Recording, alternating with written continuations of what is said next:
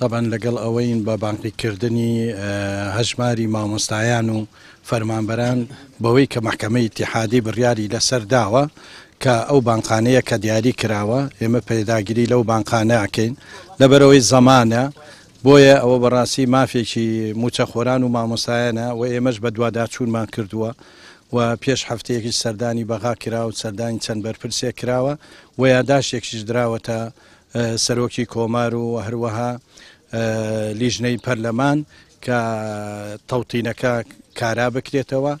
و کاری مامۆستایان و هەروەها تەنانەت گواستنەوەی مامۆستایانی ناوچەدابێنراوەکان بۆ سەر بەغا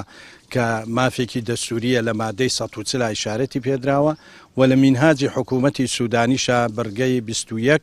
ئیشارەتی پێدراوە کە کاری لەسەر بکرێت ئەو مامۆستایانش بگەڕێنەوە چونکە ناکرێت بەڕاستی ئەو مامۆستایانە تا ئیسە لە هەرچی ئیمتیازاتەکانی حکوومەتی هەرێم و حکوومەتی ناوەند بێبەش کراون بۆیە ئێمە بە دوواداچوونی لەگەڵەکەین و لە بەرنامەشمان هەیە لە چەند هەفتەیەکی داهاتوو ئەگە بکرێت سەردانێکی سوودانیشەکەین بۆ ئەو کارانە.